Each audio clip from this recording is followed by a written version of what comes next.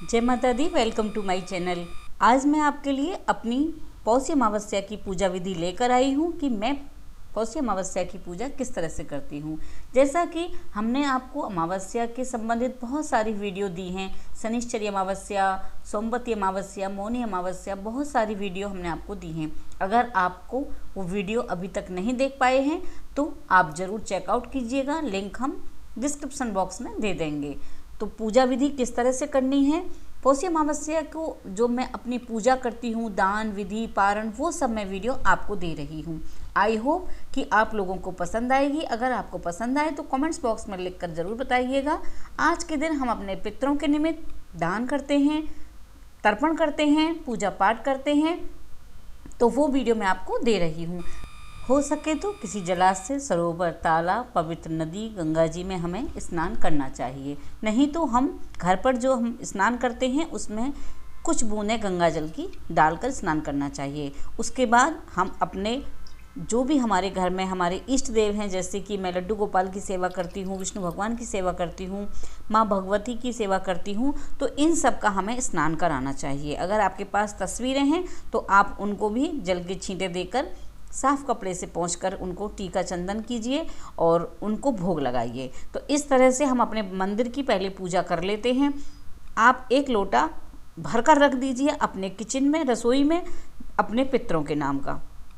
उसके बाद आप भगवान को, लड्डू गोपाल को भोग दीजिए, दीप जलाइए और उनको जो भी आप सुबह दूध देते हैं जैसे या मिश्री का भोग लगाते हैं वो कर दीजिए। तो लड्डू गोपाल की सेवा आप कर लीजिए, जो भी आपका रेगुलर पूजा है वो आप कर लीजिए।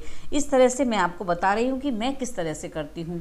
अमावस्या के दिन गीता का पाठ करना बहुत ही शुभ माना जाता है और लाभदायक होता है। चलते फिरते अपने मंत्रों के जाप करते रहें, अपने घर के काम भी करते रहें।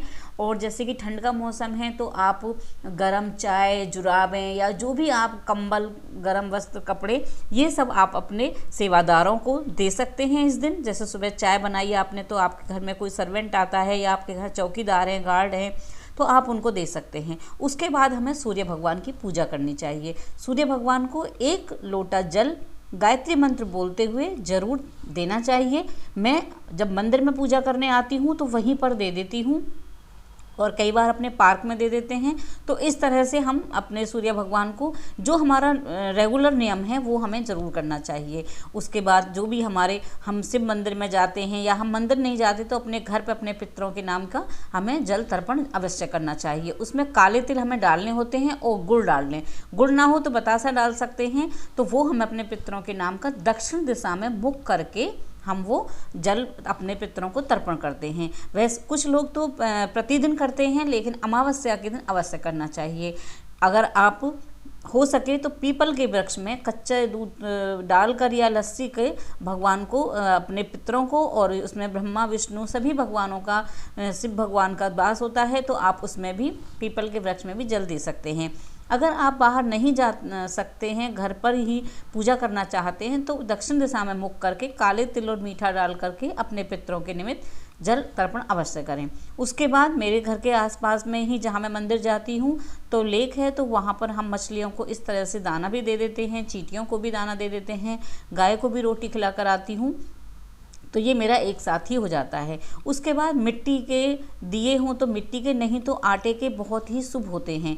अमावस्या के दिन आप आटे के 5 दिए या 7 दिए बना लीजिए इस तरह से और उनको बना करके रख दीजिए। तो वो थोड़े टाइट हो जाते हैं, तो हम संध्या काल में इन 5 दियों को जलाते हैं।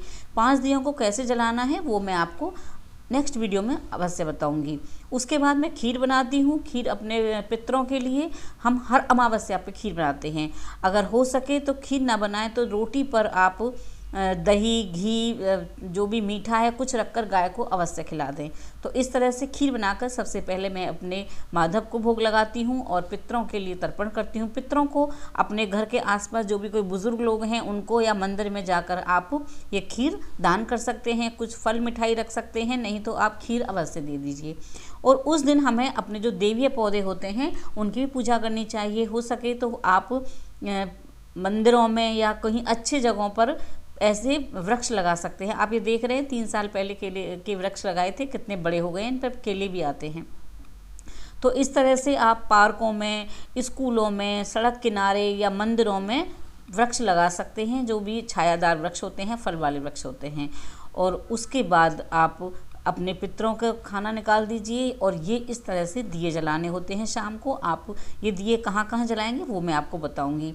शिव मंदिर में जाकर भगवान पर ये आप दिए भी जलाएं और जल भी चढ़ाएं, दूध डालकर, कच्चा दूध डालकर। और एक दिया आप अपने मंदिर में जलाएंगे, एक दिया तुलसा जी पर जलाएंगे, एक दिया मुख्य द्वार पर जलाएंगे, एक दिया किचन में जलाएंगे, रसोई घर में।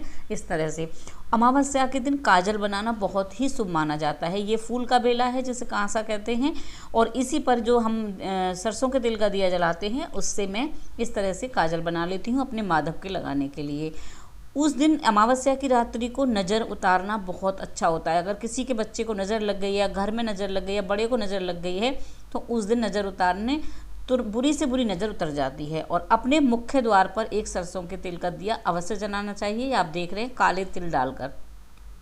आप अमावस्या के दिन अगर जल का एक बर्तन भरकर रख देते हैं दिए के पास, तो हमारे पितृ बहुत प्रसन्न होते हैं और वो हमें अच्छा आशीर्वाद देते हैं। एक दिया हमें तुलसी जी के निमित्त जलाना होता है। वैसे तो डेली ही जलाते हैं, प्रतिदिन हमारा तुलसा जी पर दिया जलता है, लेकिन अमावस्या की रात्रि उसमें एक्स्ट्रा तिल डाल दीजिए जो काफ़ी देर तक जलता रहे। तो आई होप कि आपको मेरी वीडियो पसंद आई होगी। मैं इस तरह से हमारी अमावस्या की पूजा आपको कैसी लगी प्लीज़ कमेंट बॉक्स में लिखकर बताइएगा। ऐसे ही अच्छी वीडियो मैं आप तक पहुंचाती रहूंगी। टिल देन बाय बाय, जय माता दी। बने रहिए हमारे चैनल पर।